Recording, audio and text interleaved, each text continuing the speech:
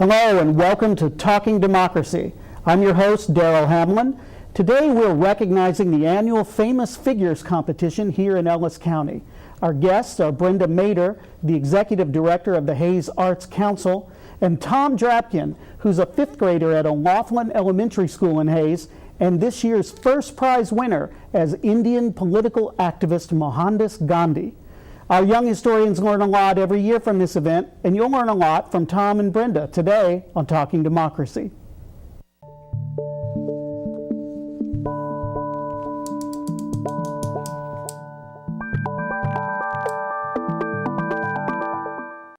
Welcome back to Talking Democracy. Our guests today, Brenda Meder from the Hayes Arts Council, and fifth grader Tom Drabkin, who's won first prize at the Famous Figures contest here in Ellis County. Welcome. Thank you. Pleasure to be here. Tom, before we start talking to you, we're going to talk a little bit to Brenda about how this whole contest works. So what's the history of this contest with the Hayes Arts Council? It's a great history, and I'd love to take credit for its beginnings. But Joyce Yilg, who is, in fact, she's still teaching some class here at the university, was teaching in the gifted and outreach programs for USD 49. And this was a project she had developed. It's changed a little, but for the most part, she developed it as an extra learning experience, so something to augment the regular classroom things. And only a limited number of schools participated, but it was wonderful. And I had been asked to serve as a judge for a few years. And in fact, Joyce's successor in the capacity with that program did it for one more year and asked me to come and be a judge. And it is a lot of work, and there's this extra effort, and there's extra things involved with it. And so it lay dormant for a year. And because I had been a judge for a few years, and people knowing my theater background, I started having teachers calling me and saying, Brenda, why aren't we doing Famous Figures? You know, can we do that project again? So how many years ago did this start? I think this was the Hayes Arts Council's 18th year of being responsible for it. And so we picked it up, turned it into one of our special outreach educational arts education programs, and here you are 18 years later. I refined it a little bit, I changed things, tightened up the scoring rubric, used a larger panel of judges, and we have every single elementary school, public and private, in all of Ellis County. So Hayes, Ellis, Victoria, all the public and private schools now participate. In fact, it's gotten so large that in the beginning I was able to allow 4 contestants from each classroom for the Ellis County finals because they weren't all doing it. And now even 2 contestants from each 5th grade classroom as our countywide finals extends our morning for 3 hours. So it's quite an amazing project for whose appreciation has really grown. So this is a pretty big show. Who else helps you with it? It's the Arts Council. What we do have is the Hayes Rotary Club, like our other service organizations in the community, are very, very helpful and generous in providing an underwriting support so we can have trophies and gold medals and green room supplies and some of the preliminary expenses associated with it. And the Fort Hays Department of Theater and Music provides a smaller gift to us as well because of the promotion of the kinds of things that are obviously very integral, very important to a program like that. And as such, Bruce Bardwell, who's in the Music and Theater Department, has been one of our judges now for 16 years. Steve Shapiro did it for 2 years prior to him, as well as another 2 judges that we always bring in representing either one of our sponsoring organizations or the Arts Council or someone else from theater or history, because it's really important to us that this project be very all-encompassing, although it does obviously culminate in being about the performing arts, theatrical presentation, and poise and confidence, I'm just wondering, and the arts on stage. What is it that the youngsters are actually being judged on? They are being judged, actually the scoring rubric has 4 areas on it. There's 50 points total. The first 10 points are information gathered. So it's almost like you could say those first 10 points really attest to their research skills because research is involved. And then the second 10 points is the organization or interest generated by that information. Is it more than just saying, I was born here, then I did this, then I did this? So it's almost like the second 10 points is them as script writers And then the next set of 20 points is for acting, their character, their vocal delivery, their physical delivery, any special gestures, their costumes, their working on the stage, their confidence, their ability as actors. And that's 20 points. And then the final 10 points comes from their response to the impromptu question or questions that are asked by the judges at the conclusion of their presentation. Questions that aren't meant to test them or quiz them because the students don't know, but questions that just arrive very organically from the judges following their interest in these young people's presentations, and an opportunity for those young people to simply showcase their poise, their talent, their skill, and their overall knowledge on stage. But again, not being put on the spot, but being allowed to really shine. So 50 points total. If they're too short or too long, there's some deduction. And so we really have a tight rubric within the concept of this very subjective art. But what is exciting is I've had 5th grade teachers tell me that this one project addresses most, if not all, of the major 5th grade curriculum goals that they have during the course of the year, because there is, you know, the character and sort of virtues and characteristics that we should work to emulate as role models. There is the research necessary. There is the writing, the memorization, the performing, the public speaking skills, the confidence, the growth as individuals. So it really, really covers a lot of areas. I'm quite proud of this project. And coming from a theater background and as the director of the Arts Council, I couldn't love it more, and I'm equally as excited and impressed by the love and respect that the kids have had for it. Great. Well, when we come back from this break, we're going to have an opportunity to speak directly to Mr. Gandhi. I know everybody can't wait for that. He's awesome. In the Media Studies Department at Fort Hays State University, opportunities are there for the taking. Media Studies students are taught the abilities and skills needed to succeed in collegiate and professional life. Within the department, students are able to learn, develop, and perfect their skills by producing award-winning shows and broadcasting live on radio. With a hands-on experience available, the Media Studies Department offers students the experience for their future today.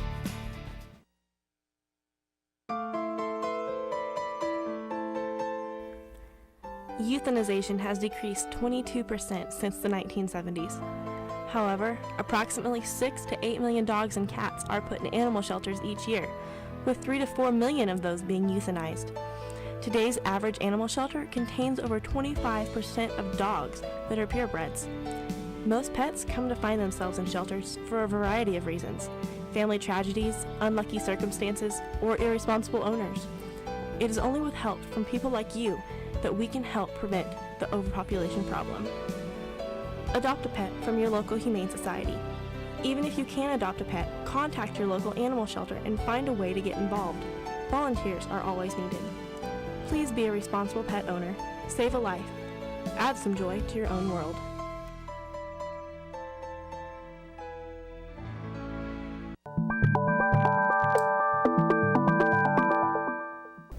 We're back on Talking Democracy.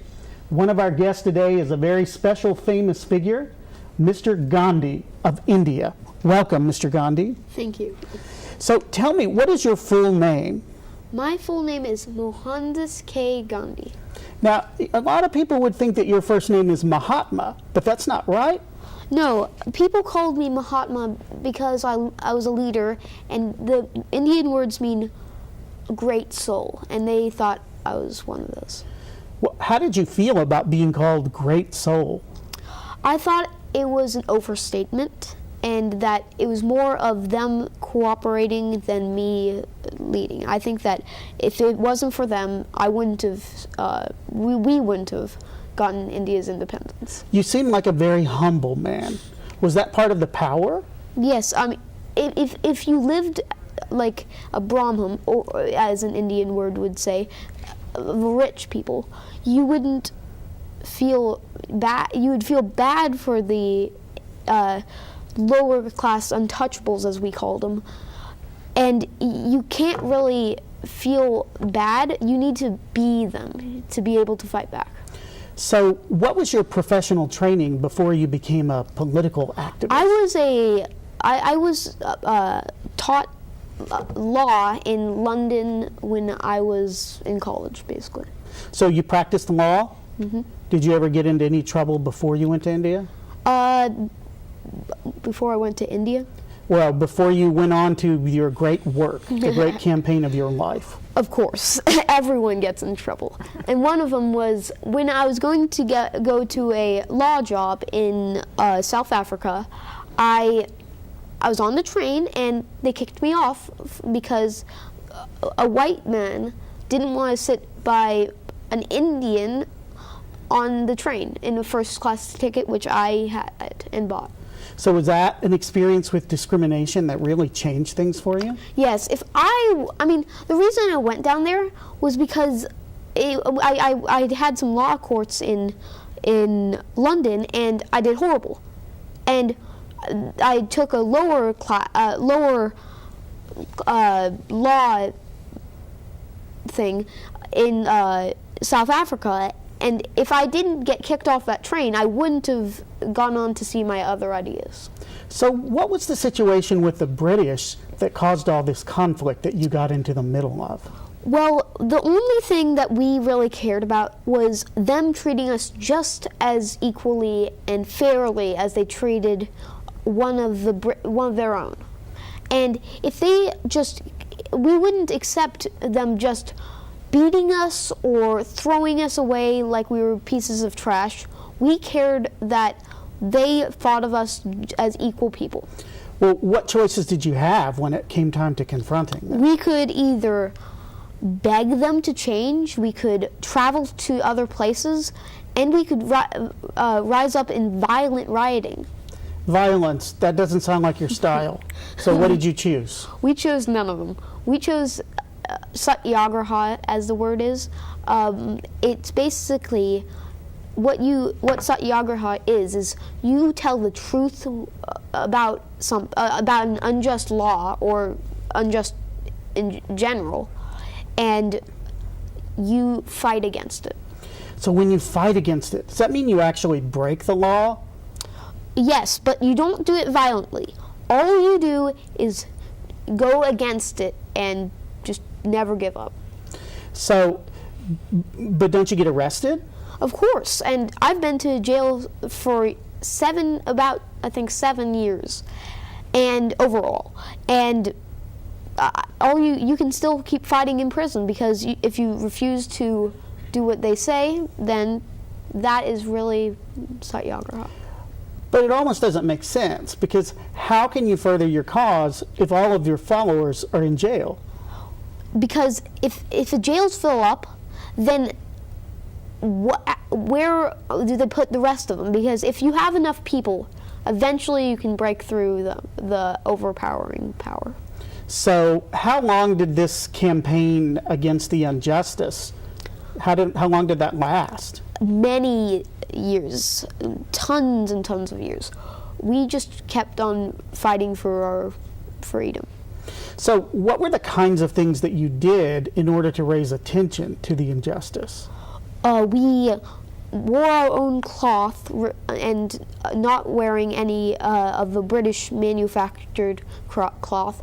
We walked to the sea and made our own salt from the ocean. Was that legal?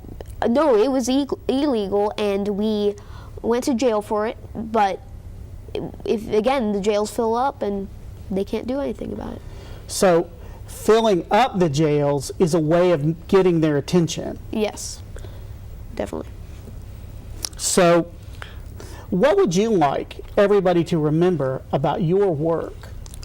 I would like people to remember that even if you are, even if there's an overpowering, unjust civil nation, and they are treating people in their own nation as dust or trash, that there's always a way out if you have enough numbers and you non-violently work together.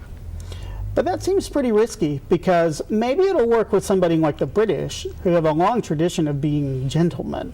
But there are some bullies out there that might not react the same way. If there is enough of you, it will always work, no matter who it is.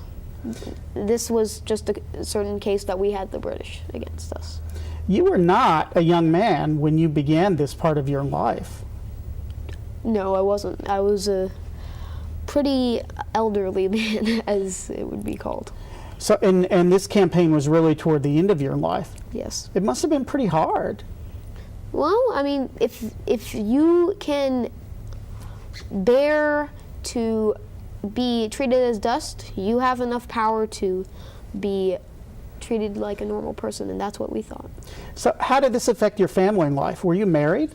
Yes, I was. I was married at the young age of 13 as Hindu customs, and I had a couple sons, and we lived happily in Satyagraha. And what was your wife's name? Kastrubai. So how did she feel about the work you were doing? It sounds dangerous. At first she didn't like it, but eventually she learned that it was the right way to do it.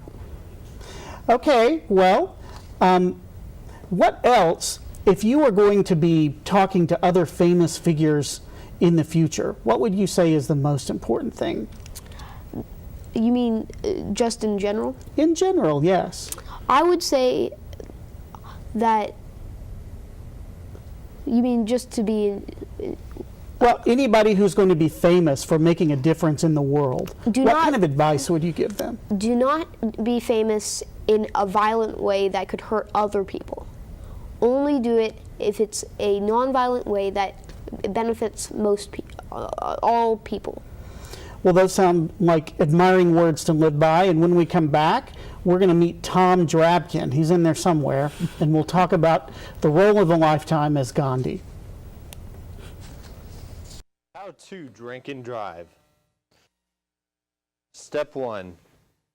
Find and consume alcohol. Step 2.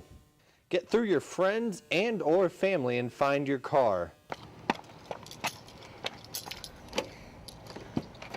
Step 3. Wish yourself luck and take off. Don't drink and drive. It's not worth the risk.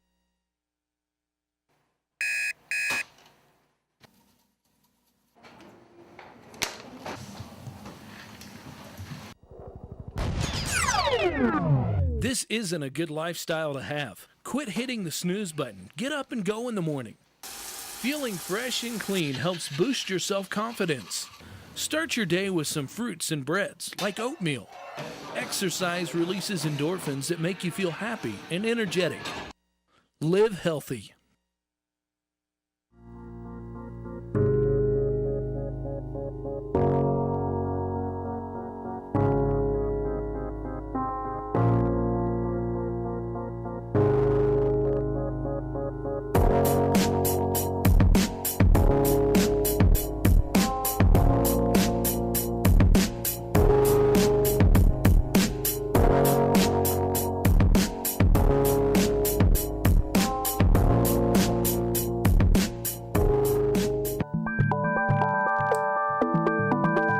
Welcome back to Talking Democracy. Today we've been celebrating famous figures. The competition in Ellis County, where young fifth graders from all over the county portray, do research, and then perform as famous figures. The guest that we have today is Tom Drabkin. Tom is the first prize winner this year. Congratulations. Thank you very much. Now, my understanding is that you are not the first Drabkin to win first place. Didn't your brothers do well in this contest? Yeah, they both my brothers got first place as Julius Caesar and Alexander the Great. So, now they're off in college now, right? Yeah. And now it's time for you to come up and do yours, and the whole Drabkin reputation is on the line. Were you feeling the pressure? Yes, definitely. So how did you handle that stress? Just treat it as it was just a fun game. Just a fun game. Okay, well, was there anybody else that you were thinking of doing before you settled on Gandhi?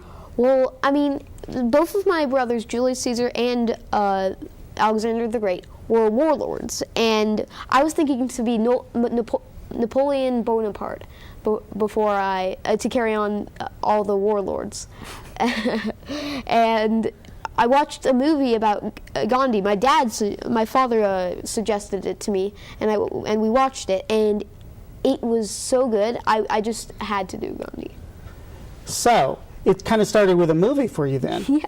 After that, what kind of research did you have to do to get into it? I read many books, and I searched stuff on internet's websites, and just learned as much as I could. Did you kind of come to admire Gandhi?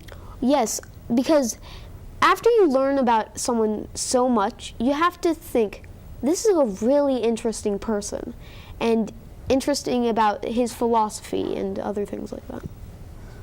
So, I gotta ask, shaving that head, that's a pretty big commitment for famous figures. How did that feel? It felt cold on your head. What about when you went to school? You had to keep it shaved for a long time. Did you get any grief from the other kids? Nah, they didn't really do anything. Do they come up and rub it?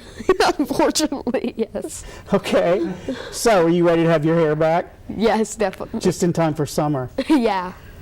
Well, what is the most interesting thing that you learned about Gandhi? Definitely his philosophy about satyagraha and the way of non-violently fighting. Is that something how you think you want to approach your problems in the future now? Yeah, I don't want to violently protest. Even with your brothers? That could be an exception. That's an exception. Good for you. So, were there any of the other contestants this year that you really liked what they did? I like the second place winner, Carol Burnett, and I liked fifth place winner, Steve Irwin. I thought they were funny and had good accents, and it was good. I was there. I got to see almost all of them. They were great this year, Brenda. Amazing. How many did you have in the finals? We had 33 kids in the Ellis County finals, and as I chatted with you about before we started, the caliber, we always have had amazing kids, but there seemed to be more of a disparity between the really strong upper echelon and you know, when we got maybe to the more bottom ranks. But that gap is closing. As Tom will attest, there were a lot of outstanding young people there. Outstanding. And I say young people because just like Tom here is here representing the contestants, and I want to remind everybody, these are fifth grade students who are 11, maybe still 10 years old. And they're out there on that stage without a net. There's no prompter. There's no crib notes back there. And Nothing. Beach Schmidt is a big auditorium, It is. and it was filled. Yes, because the schools have come to know and respect and appreciate the fact that what these young people do is highly educational and informative. So bringing their students out serves that purpose. They are going somewhere where they're getting informed and educated. It's also delightfully, in the best way possible, entertaining. And it's also supporting your peers who are doing something, quite frankly, that most of the adults who were there that day couldn't do. And so they bring their fifth grade classrooms for that. But a lot of the schools, and the ones who seem to do the best year after year, also often bring their fourth graders for at least part of the day. And they see it, and I've been told that by the time that the fourth graders are getting back on the bus, they are all just buzzing with the famous figure character that they're going to be the next year. And I was very impressed with the choices this year as well. We had Ruth Bader Ginsburg. We had Sonia Sotomayor. We had Brigadier General John Buford. We had General Custer. We had two Anne Franks, who I love seeing Anne Frank come. She's always very popular with our young people. We had Albert Einstein. We had an acclaimed cancer oncologist. Mm-hmm. We had a little bit of everything. We did have some pop entertainers. We had some entertainment historical characters, like Dolores Hart. Who would think to do Dolores Hart, who was a very big movie celebrity with Elvis Presley and Montgomery Clift in like the late 50s, early 60s. She was in Where the Boys Are. And then after a little stint in Hollywood, very successful, left at the height of her career to go become a cloistered nun. And just went away. And there's been documentaries since then, and she wrote a book, but still living that cloistered life. So I mean, strange and sundry things, much like where you wouldn't expect a young person to necessarily embrace and then perform as with such great aplomb as Tom did with Gandhi. You're seeing them gravitate toward things that they have a connection to, that they respond to, that they just kind of go, I'm intrigued by this. There was a female deaf rodeo star, because that spoke to that young person in some way. And it's fascinating. Well, it was amazing to hear Tom talk about his experience. He obviously learned a lot. What do you think the value is for the community of this every year? We get these kids. They are a product of a wonderful legacy. I can even say that with our school systems. That's why, we're all fighting so hard to maintain whatever standards we can, because the young people that we have now are part of a really wonderful, rich legacy because of the programs, music and arts programs that have been part of their earliest formative year education, and that augmented by programs that I am proud to bring as the director of the Hayes Arts Council, the residencies, the Famous Figures program, the creative writing contests. These are young people that are part of a rich, wonderful legacy, and they will be our leaders. They will be sitting in your chair one day. They will be here at the university or in universities across this country. And I think that we have every right to stand up and be very proud and say, we helped make and shape these incredible young people, and we know why they're sitting there now. They come they come fully loaded to excel, but we've got to see to it that we are giving them opportunities to do just that. But when you say that, then one of the things that's really disturbing is that we know that in times of budget crisis, art is one of the first things that gets cut in our school system. It is, and that's why, much like Mr. Gandhi constantly saying, you've just got to keep talking, you've got to stay out there, you can't get petty, you can't get argumentative, you can't get violent, you just keep staying the course. And I think that's what all of us need to do. We've got research and statistics out the wazoo that document the test scores that are so much higher for young people involved and exposed to the arts. We have got tons of research that talks about the levels and careers and education and lives and development and IQs that follow young people that have been exposed or have experience in the arts. That's why just a couple of hours ago, we had 900 second and third graders from across Hayes, Ellis, Victoria, Plainville, and Russell in the Beach Schmidt Performing Arts Center, giving them an exposure to live performing arts, music, dancing, theater, costumes, lights, staging, and they love it. Young people love the arts, but you can't love what you've never been exposed to. A young child who's never been exposed to ever a football game, how can they love football and want to try to be good at it if they're in middle school, if they've never seen it before then? And that's why it's so important for us to protect, celebrate, and augment these experiences when they're young. Otherwise, they will never have known enough to make the decision as if that can be part of their lives. And we all know corporate America, the number one skill that they're looking for, and they will all say it, the research is there. They are the ones saying it, not us. And corporate America says the number one skill they're looking for right now in employees is creativity. And that comes through the arts, no matter what that career may end up being. And we're just going to keep doing our dangest to make sure that these young people have every opportunity that they possibly can, and then they can use those to make whatever they choose to do better and the world better in the process. So, Tom, we got time maybe for one last question here. Did you call your brothers and brag about winning? We didn't call them, but it wasn't bragging, but my mom put pictures on Facebook, and my brother Sam, who was Alexander the Great, said 3 out of 3, and said something about undefeated Drabkins. So Sam gave you a Twitter shout out. Did you hear anything back from Ben? No. No, Ben's a mathematician. He wouldn't respond to something like that. But he's a better one because he's been a product of the arts. Well, I think we're all better because of this program. And I want to thank both of you for being here, but I think we've come to the end of our time. Once again, we thank our guests, Brenda Meder, Tom Drabkin, and Gandhi, for joining us today. As always, we encourage our viewers to check out Talking Democracy and all the other services offered by the Tiger Media Network at tmn.fhsu.edu. See you next time.